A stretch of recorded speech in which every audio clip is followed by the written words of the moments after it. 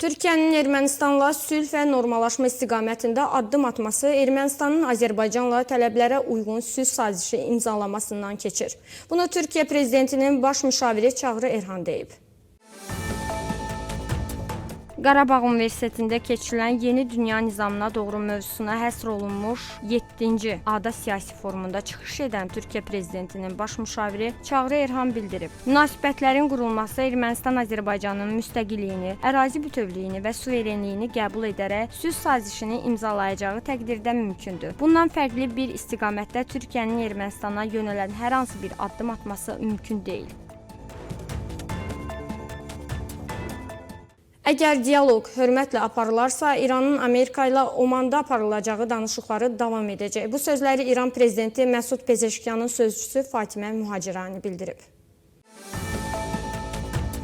Fatimə Mühacirani keçirdiyi mətbuat konfransı zamanı İran və Amerika rəsmiləri arasında birbaşa müzakirələrin aparılması ilə bağlı sualı cavablandırarkən bildirib. Bizim danışıqların aparılması meyarımız milli maraqlardır. Lakin danışıqlar hələ başlamayıb. Buna görə də təfərrüatlar bəlli deyil. Bununla belə danışıqlar aparan tərəf olaraq bizim üçün vacib olan milli maraqlarımızın qorunması, xalqın rifahının yaxşılaşdırılmasıdır, deyə qeyd edib. Ermənistan Dövlət Gəlirlər Komitəsinin əməkdaşları İrandan ölkəyə daxil olan yük maşınında böyük miqdarda narkotik aşkar ediblər. Meqri sərhəd məntəqəsində yoxlama zamanı yük maşınının kuzasında su qabları arasında gömrük işçiləri alüminium folqaya bükülmüş şübhəli qablar aşkar ediblər. İçərisində ümumi çəkisi 11 kq 962 qram olan, ehtimal ki, metafetamin olan maddə 15 paket olub. Yük maşınının sürücüsü İran vətəndaşı saxlanılıb. İstintaq zamanı məlum olub ki, o narkotikləri başqa bir İran vətəndaşına təhvil verməliymiş. Hüquq mühafizə orqanlarının nəzarəti altında yük maşınının sürücüsü dəyişdirilmiş paketlərlə İrəvana göndərilib və təhvil zamanı hər ikisi saxlanılıb.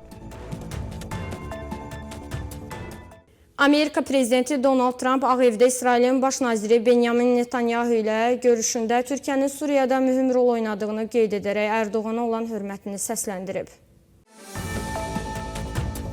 Donald Trump bildirib, mənim Ərdoğanla çox yaxşı münasibətlərim var. Bilirəm ki, mətbuat əsəbləşir ki, mən Ərdoğanı bəyənirəm, amma mənim ona, onun da mənə hörməti var və biz heç vaxt heç bir problem yaşamamışıq. Ərdoğan çox güclü və ağıllı bir insandır. O Suriyada heç kimin edə bilmədiyini etdi. Ona hörmət etməlisiniz. Görüş zamanı Netanyahu bildirib, Türkiyə ilə Suriya ərazisinə üz-üzə gəlmək istəmirik. Bu qarşıdurmanın qarşısını almaq üçün müxtəlif yolları müzakirə etdik. Suriya ərazisinin heç bir ölkə, o cümlədən Türkiyə tərəfindən İsrailə qarşı baza kimi istifadə edilməsini qəbul etməyəcəyik. Prezident Trump isə Netanyahuya dəstək versə də Türkiyə ilə münasibətlərin yüksək səviyyədə olduğunu vurğulayaraq bildirib. Türkiyə ilə münasibətlərimiz çox yaxşıdır. Prezident Ərdoğanla əla əlaqəm var. Əgər İsrailin Türkiyə ilə problemi varsa, mən onu həll edə bilərəm. Təbii ki, bu qarşılıqlı məntiqli olmalıdır. Netanyahu ilə görüş zamanı İran məsələsinin də geniş müzakirə olunduğunu bildirən Trump, şənbə günü İranla yüksək səviyyəli birbaşa görüşlərin davam edəcəyini açıqlayaraq bildirib. İranla birbaşa danışıqlar aparırıq. Ümid edirəm ki, bu danışıqlar uğurlu olacaq. Şənbə günü yüksək səviyyədə görüşlər keçiriləcək və nəticəsini görəcəyik. Bu İran üçün də yaxşı olacaq.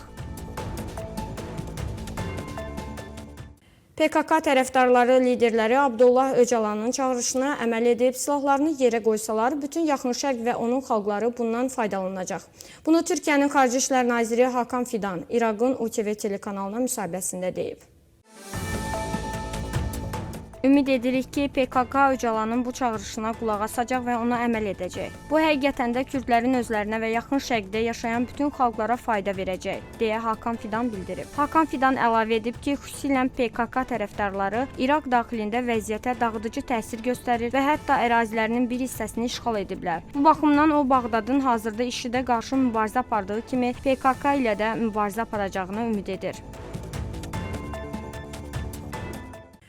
Belgorod vilayətinin sərhədində Rusiya və Ukrayna ordusu arasında şiddətli döyüşlər davam edir. Bildirilib ki, gecə saatlarında Ukrayna qrupları sərhədi keçməyə cəhd edib.